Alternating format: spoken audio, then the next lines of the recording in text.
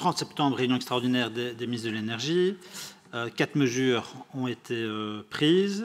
C'est évidemment une bonne chose. Parmi elles, on retrouve la contribution sur les bénéfices excédentaires des producteurs de pétrole, de gaz et de charbon, et celle sur les surprofits des producteurs d'électricité inframarginaux. Au total, les recettes estimées et le montant qui est évoqué tourne autour des 140 milliards d'euros. Alors, on peut regretter que le plafonnement des prix du gaz n'ait pas été adopté. On parlait même d'un serpent tarifaire. Et ceci tend à confirmer les réticences affichées par la Commission européenne et quelques États membres ces dernières semaines. Néanmoins, il est prévu que ce point soit une nouvelle fois abordé. C'était hier, le 4 octobre, lors du Conseil, et le 7 octobre, lors d'une nouvelle réunion des ministres de l'énergie. Alors d'abord, est-ce qu'on pourrait avoir un débriefing de cette réunion du 30 septembre? 2, en ce qui concerne la contribution des producteurs d'énergie fossile et le plafonnement des bénéfices des producteurs d'électricité inframarginaux, j'aurais aimé obtenir plus d'informations sur les mécanismes qui sont employés, ainsi que sur le calendrier de leur entrée en vigueur. Alors, il y a peu, vous mentionniez un prélèvement de 33% sur les bénéfices supérieurs de 20% aux bénéfices moyens des 3 dernières années des producteurs d'énergie fossile. Est-ce qu'on est toujours sur cette base-là? 3. Pourriez-vous nous informer un peu plus sur la dimension redistributive de ces mesures?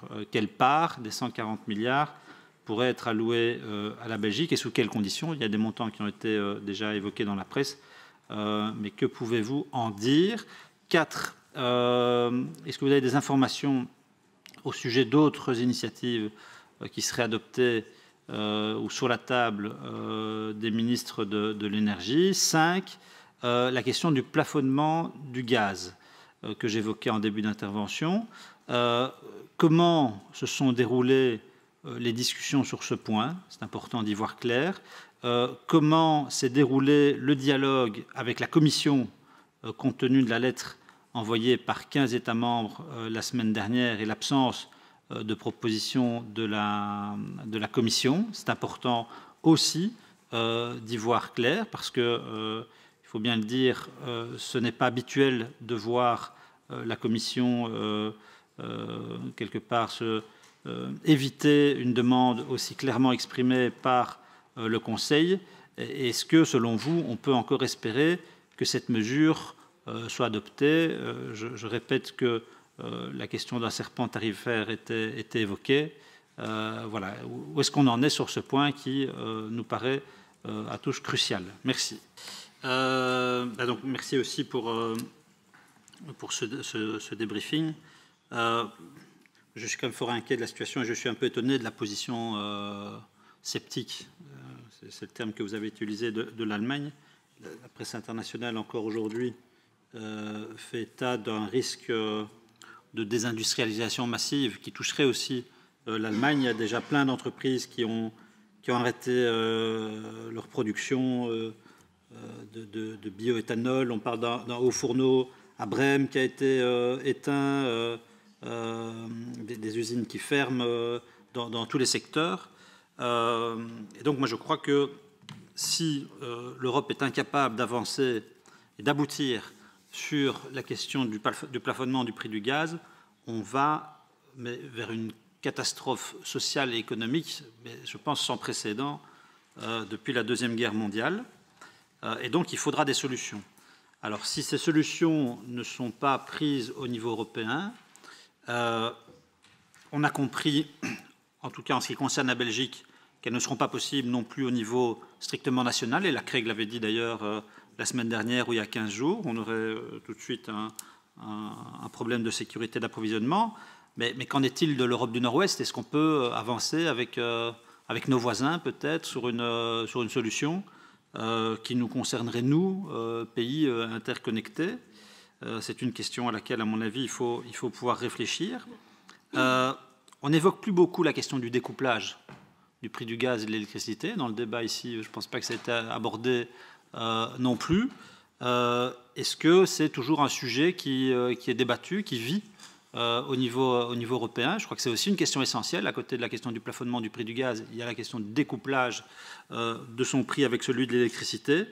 Et je m'inquiète de ne plus voir beaucoup de solutions avancées sur le sujet. Et puis alors, il y a un dernier élément qui, à mon avis, doit être exploré. Et il me semble que ça fait partie d'ailleurs des recommandations de la CREG. Mais on sait que les prix ont commencé à monter en juillet 2021. Et puis à partir de la guerre en Ukraine, ça a été vertical. La courbe est devenue verticale. Et c'est lié à la guerre. Alors, on a 4 grands producteurs de gaz, liquéfiés au gaz naturel: Norvège, États-Unis, Algérie, Qatar.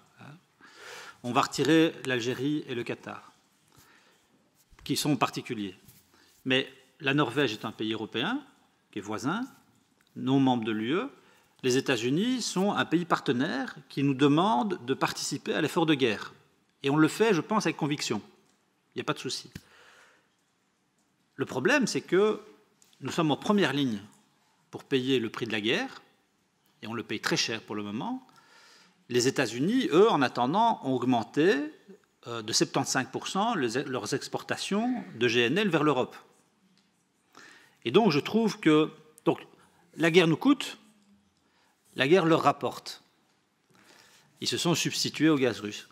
Et donc, je trouve que la moindre des choses, ce serait, à un moment donné, de pouvoir dire aux États-Unis, et dans une autre mesure, et dans un contexte et dans une relation différente à la Norvège, mais les amis, ok, nous sommes partenaires, nous sommes voisins, on participe à l'effort de guerre, on va l'amplifier, il n'y a pas de problème, mais en attendant, votre GNL, vous nous le vendez moins cher. On le plafonne, on se met d'accord sur un prix plafonné, en sortant de la logique de l'offre et de la demande, de la logique du marché. Est-ce que ça, c'est quelque chose qui est envisagé au niveau européen? Je trouve que ça me paraît presque relever du bon sens en réalité. Donc voilà, il y a encore du pain sur la planche, et en attendant, chaque jour qui passe, voit des entreprises supplémentaires fermées et des ménages se trouver au bord du précipice quand elles n'y ont pas déjà sauté. Voilà, merci.